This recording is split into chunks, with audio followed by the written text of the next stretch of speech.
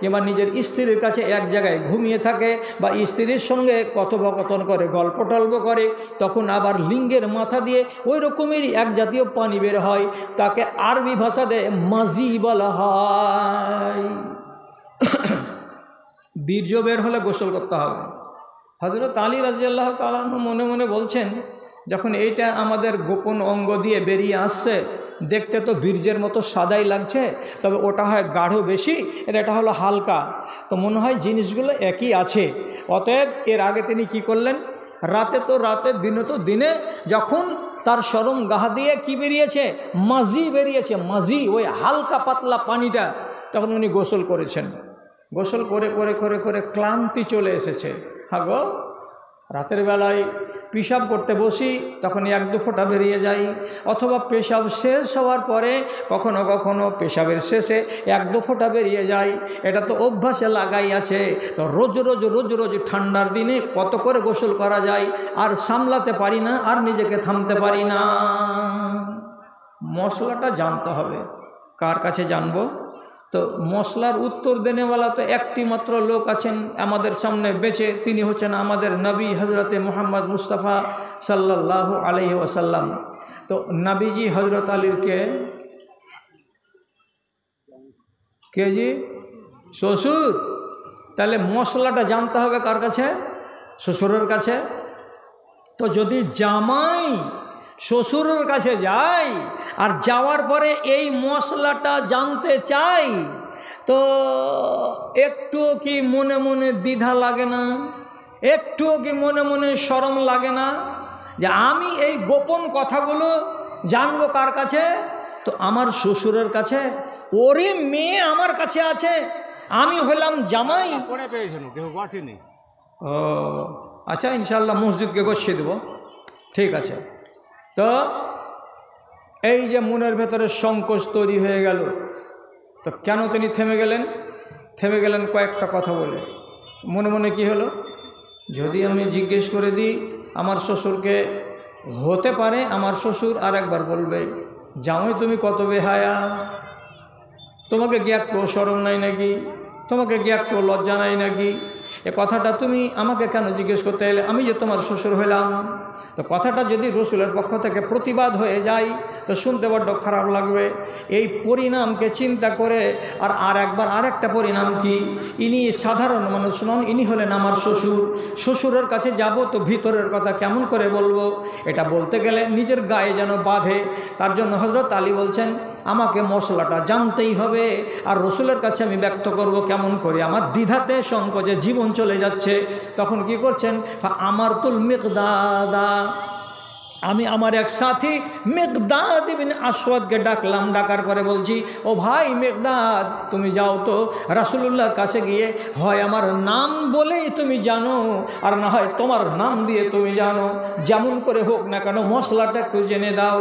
হযরত মিকদাদ রাদিয়াল্লাহু তাআলা নবীজির কাছে গেলেন, আর যাওয়ার পরে খোলাখুলি নিজের নাম না বলে সরাসরি আলীর নাম বলে বলছেন, হে আল্লাহ পাকের রাসূল, আপনার জামাই বাবুকে একটা রোগ লেগে গেছে। রোগটা হলো এইরকম, পেশাব করার আগে কিংবা কখনো কখনো পেশাবের পরে সাদা সাদা পাতলা পাতলা এক ধরনের পানির বুঁদ বেরিয়ে যায় তার লিঙ্গের মাথা দিয়ে। তো তাকে কি করতে হবে, গোসল করে করে বেচারি হয়রান হয়ে গেল, পেরেশান হয়ে গেল। তখন রাসূলুল্লাহ বলছেন, আলাইহিল ওযু, যাও মিকদাদ, আলীকে বলে দিবা এটা জিনিস যদি দেখা যায় তো তাকে ফরজ গোসল করতে হবে না, এটার জন্য গোসল করা ফরজ নয়, ওয়াজিব নয়, বরং যদি এটা দেখা যায় তো তাহলে তাকে ওযু বানাতে হবে। ওযুটা টুটে যাবে, ওযু থাকবে না, নতুন করে ওযু বানাতে হবে, তাহলেই পাক হয়ে গেল। এছাড়া আর বাড়তি কোনো ঝামেলা তাকে করতে হবে না। তাহলে একটা মশলা জানার ব্যাপারে হযরত আলী তিনি কি করছেন, সংকোচ বোধ করছেন, দ্বিধা করছেন। আর আমরা আমাদের দেশে চলতে বলতে উঠতে বসতে কোনো দ্বিধা নাই। একটা বুজরুগ মানুষ আসছে চায়ের দোকানে, কোনো একটা জোয়ান ছেলে ওর ভেতরে একটু লজ্জাবোধ নাই যে আমি হচ্ছি 18 বছরের টনটনে জোয়ান, চেয়ারে বসে আছি, বেঞ্চে বসে আছি, আর 60 বছরের বুড়া বাবজি এসেছে চা খেতে, দাঁড়িয়ে দাঁড়িয়ে চার কাপ ধরে আছে, তো আমি উঠি আর বুড়া মানুষটাকে বসতে দিই। এই লজ্জাটা আমাদের ভেতরে নেই, এই চেতনা আমাদের ভেতরে হয় না। এরকম অনেক অনেক উদাহরণ আছে ভাই। হে, কথাতেও লজ্জা আছে। কথা বলতে গেলে একটা কথাকে একবার আপনি একরকম করে বলবেন, বেলজ্জা হয়ে যাবেন, আবার একটা কথাকে আর এক রকম করে বলবেন, তো আপনার ভেতরে লজ্জা দেখা দিবে। কথার ভিতরেও আদব আছে, কথার ভিতরেও লজ্জা আছে। আল্লাহ রাব্বুল আলামিন কোরআন মাজিদে এইরকম কথা বলেছেন লজ্জা করে, যাতে মানুষ শিখে যে ভাষাতেও কি আছে, লজ্জা আছে। যেমন একটা বিধান বলছি, যদি কোনো মানুষ রমজানের শেষ 10 দিন মসজিদে গিয়ে এতেকাফ করে, যদি কোনো মানুষ রমজানের শেষ 10 দিন মসজিদে এতেকাফ করে, চানমুনিতে কেউ করে কি করে না জানি না, চানমুনিতে কেউ করে করে অনেকেই করে না। যদি কেউ করে তাহলে লোকটার নিয়ম কি আছে, ওর বিধিবিধান কি আছে। এখন ওর বাড়িওয়ালি যদি যে ওখানে এশারের নামাজ পড়ার পরে কহে যে কেউ আর থাকলো না, গোটা গাঁ তো নিজের নিজের বাড়ি চলে গেছে, তা আমার বুড়া মানুষটা একলাই মসজিদে এতেকাফ করছে, ডরে বেগে কী করবে, আমিও যাই শুধ থাকি। তো যদি স্ত্রী যে ওই হাজি সাহেবের কাছে যে যদি মসজিদে ঘুমাই, তো ঘুমাতে পাবে না, এটা মানে মসজিদে যে কটা দিন থাকবে মহিলা, সেই কয়টা দিন নারীদের সংস্রবে আসা যাবে না, খিদমত নেওয়া যাবে। খিদমত কেমন নেওয়া যাবে? ও যদি আসে, মাথায় যদি একটু তেল দিয়ে দেয়, পায়ে যদি কোনো ব্যথা থাকে তো ব্যথাটাকে একটু যদি মুলে দেয়, তাহলে এইগুলো করা যাবে। তাছাড়া ওখানে রাত কাটা যাবে না। তাহলে কোরআনের ভাষা শুনুন, এইবার কোরআনের ভাষা ভালো করে বলছি। আল্লাহ তাআলা বলছেন ওয়ালা তুবাশিরুহুন্না ওয়া আনতুম আকিফুনা ফিল মাসাজিদে। ও মানুষেরা, তোমরা যে কয়টা দিন এতেকাফে থাকবে আল্লাহর ঘরের ভেতরে, সেই কয়টা দিন যদি আল্লাহ তাআলা ডাইরেক্ট বলে দিতেন এই কথাটা যে তোমরা তোমাদের স্ত্রীর সঙ্গে সঙ্গম করতে পারবে না, বলতে পারেন আল্লাহ, কিন্তু ভাষাটাকে মিঠা করার জন্য, ভাষাটাকে শালীন করার জন্য, ভাষাটার ভেতরে শারাফাত আর ভদ্রতা ভরার জন্য আল্লাহ রাব্বুল আলামিন বলছেন কি, তোমরা খেয়াল করেন তর্জমার দিকে, তোমরা যে কয়টা দিন মসজিদের ভেতরে এতেকাফের হালাতে থাকবে, সেই কয়টা দিন নিজের চামড়াটাকে স্ত্রীর চামড়ার সঙ্গে লাগাতে যাবে না, স্ত্রীর চামড়ার সঙ্গে তোমার চামড়াকে মিলাতে যাবে না। তো চামড়াতে চামড়া মিলাতে যাবে না, এই কথাটা সহজ হলো। আর এটাকে যদি আপনি ডিপলি ভাবেন, একটু গাঢ় করে ভাবতে যান, তাহলে সহবাস এর মুরাদ বা এর অর্থ, অর্থাৎ সঙ্গম করা, এটাও ঠিক, আর এটাই অর্থ এখানে। কিন্তু আল্লাহ তাআলা ডাইরেক্ট বলছেন না যে তুমি তোমার স্ত্রীর সঙ্গে সহবাস করিও না, বরং আল্লাহ তাআলা ইশারা করে একটা লজ্জার ভাষা দিয়ে বলছেন নিজের স্ত্রীর চামড়ার সঙ্গে তোমার চামড়াকে লাগাতে যেও না। একই অর্থ। তাহলে ভাষার ভেতরে কি আছে? একটা শালীনতা আছে এবং লজ্জার ভাব থাকা উচিত বা আছে। এখন আল্লাহ তাআলা সূরা মায়দাতে বলছেন ওয়াইন কুনতুম মারজা আও আলা সাফারিন আও জা আহাদুকুম মিনাল গায়াতি আও লামাসতুমুন নিসা ফালাম তাজিদু মাআন ফাতায়াম্মামু সাঈদান তাইয়্যিবা। কি পানি যদি পাও তো ওযু করো, এমনি করে ওযু বানাও। তারপরে রব্বুল আলামিন বলছেন তোমরা যদি পানি না পাও, পানি যদি না মিলে, আর তোমরা যদি কি হয়ে যাও, জুনবি হয়ে যাও, তারপরে আল্লাহ তাআলা বলতে বলছেন আও লামাসতুমুন নিসা, অথবা তোমরা যদি বিবিকে ছুঁয়ে থাকো, তাহলে পরে তোমরা কি করো, পাক জমিনে হাত মেরে দিয়ে তায়াম্মুম করে নাও, এটাতেই তোমাদের পাক হয়ে যাবে। গোসল করতেই হবে, পানি লাগবে এমন কথাটা নয়।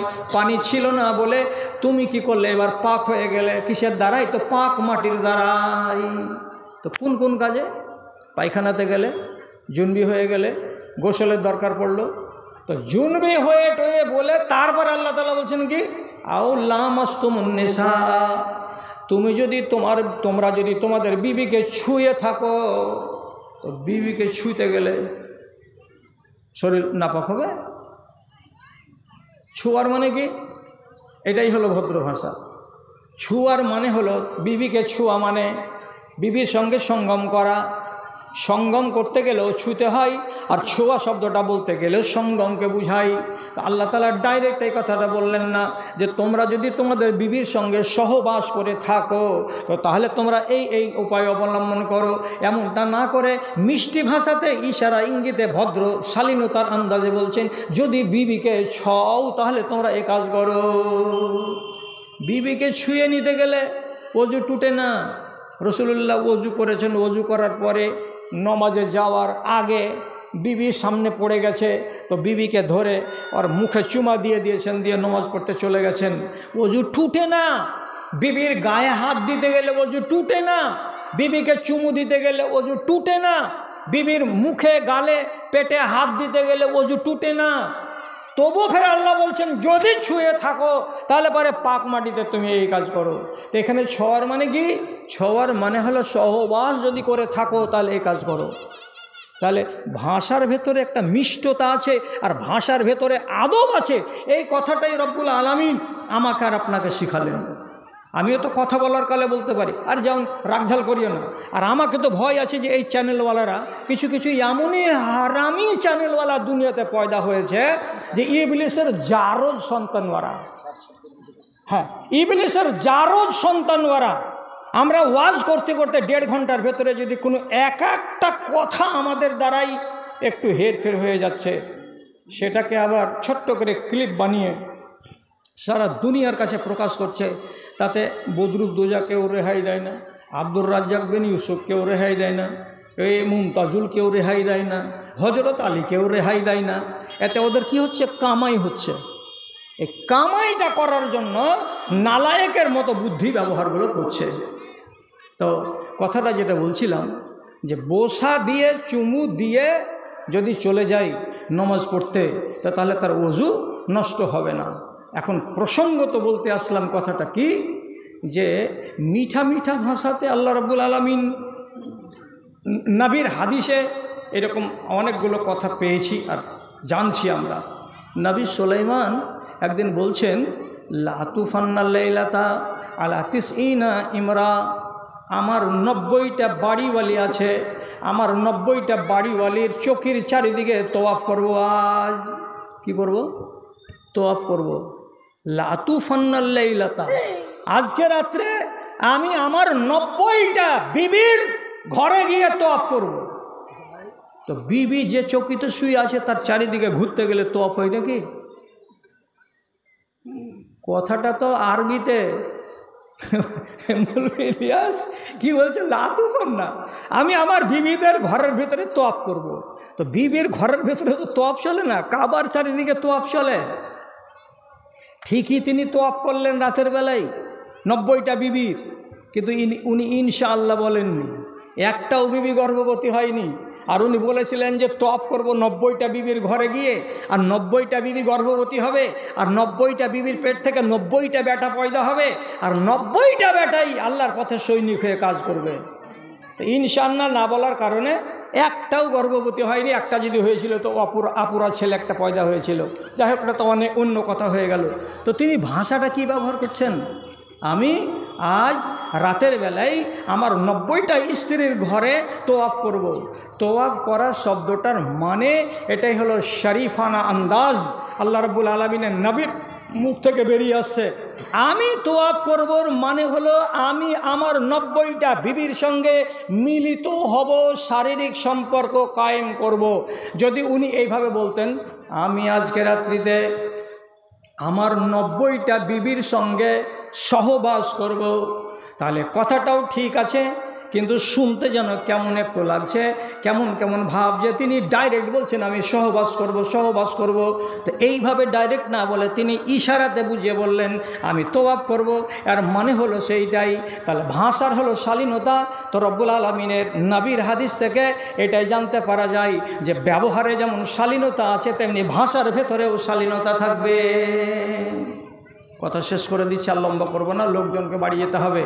এক সাহাবী দিনের বেলায় নিজের স্ত্রীর সঙ্গে মেলামেশা করে নিয়েছে, আর নেওয়ার পরে রসুলুল্লাহর কাছে মশলা জানতে এসেছে যে রমজান মাসে আমি আমার বিবির সাথে যে এই কাজটা করে নিলাম তো আমার কী হালাত হয় আর কী হালাত হয় না। তো রসুলুল্লাহর কাছে মশলা জানতে এসেছেন যে রমজান মাসে ফরজ রোজা রাখা অবস্থাতে আমার দ্বারা যে এই কাজটা হয়ে গেল, তো তাহলে আমার কি জরিমানা কি কাফারা আছে। তো রসুলের কাছে এসে বলছেন হালাক্ত বা আহালাক্ত, রসুল আমি নিজে বরবাদ হয়ে গেছি এবং আমার বিবিকেও বরবাদ করে দিয়েছি। রসুল জিজ্ঞেস করে বললেন তুমি কেমন করে হালাক হলে আর তোমার বিবি কেমন করে হালাক হলো। তখন লোকটা সুন্দর ভাষা করে নবীকে বলছে ওয়াকাতো আলা ইমরাতি ফি রমজান। যদি শব্দের তর্জমা করি তো লোকটা কি বলছে, আমি রমজান মাসে দিনের বেলায় আমার বিবির উপরে পড়ে গেছিলাম। তো বিবির উপরে কেমনি হয় পড়ে যায়? মানুষের উপরে মানুষ কখনো পড়ে যায়? উনি কি বোঝাতে চাইছেন এই ভাষাটা দিয়ে? আমি রমজান মাসে নিজের বিবির উপরে পড়ে গেছিলাম। তো পড়ে গেছিলাম এটা হলো ইশারার ভাষা, এর মানে আমি আমার বিবির উপরে শোয়ার হয়ে গেছিলাম। তার মানে সহবাসের জন্য মানুষ যেভাবে যে হালাতটা তৈরি করে দেয় ওই হালাতটাই তৈরি হয়ে গেছিল আমাদের, আর আমি তার সঙ্গে মিলামিশা করেছি, ফলস্বরূপ তার রোজাও গেছে আমার রোজাটাও গেছে। তো অনেক উদাহরণ আছে। গোড়ার কথাটা হলো এই যে আমাকে আল্লাহ তাআলা তার নবীকে দিয়ে একটা শিক্ষা দিয়েছেন এই যে ইমানের সঙ্গে বেঁধে রেখেছে কাকে? হায়াকে। ইমান যদি আছে তাহলে জোর করে বলবে যে লোকটার কাছে হায়া আছে, আর যদি কেউ হায়া না থাকে আর যদি ঢোল পিটাই যে আমি পাক্কা ইমানদার চানমুনি গাঁয়ের, তো ওর ঢোল পিটাই হবে, ওর কাছে ইমান নাই। কেন যে রসুল বললেন এজা রফিয়া আহাদুহুমা, এদের একটা যদি পালিয়ে যায় তাহলে আপনি তো আর একটা পালিয়ে যাবে, আর একটা ওর কাছে থাকবে না। তাহলে আপনি নিজে চিন্তা করুন, এইবার আমি বড় ইমানদার তাহলে আলহামদুলিল্লাহ, আমি বড় হায়াবাজ। যদি আমি বলি আমার কাছে হায়া আছে লজ্জা আছে তাহলে আলহামদুলিল্লাহ, আপনার কাছে হায়া আছে তো আপনার কাছে ইমানও আছে। অনেক কথা হলো বলা, তো কথা বলতে বলতে এতদূর তো আমার যাওয়ার কথা ছিল না। এখন আর 12 মিনিট দেরি আছে ঘড়িতে 1টা বাজতে। তো গোড়াখানে শুনতে পেলাম প্রোগ্রামের সেটিংয়ের কারণে একটু গোলমাল হয়েছে, যে আদায় টাদায় কোনো কিছু না কেবল হয়নি। তো ব্যাগে ব্যাগে যেটি আদায় হয়েছে আর মানুষের কাছ থেকে চেয়ে আদায় করা হয়নি। হাজিতে এখন এই ফাঁকা মাঠে মানুষের কাছে চাইতে যাব যে এই ভাই আপনারা দেননি তো টাকাটা দেন, এটা কেমন কথাটা হবে? যে 12টা মিনিট টাইম আছে ঘড়িতে 1টা বাজতে, তো এটা যদি আপনারা বেয়াদবি মনে না করেন তাহলে আমি আপনাদের সামনে একটা আর্জি রাখতেই পারি। মসজিদটা নিজের চোখে দেখে আসলাম যে একটা অংশ আগামী দিনে তাদেরকে বাড়াতে হবে, আর এটা কম্পালসারি জিনিস। আর মসজিদের দান এটাতে আপনাকে অগ্রণী ভূমিকা নিতে হবে।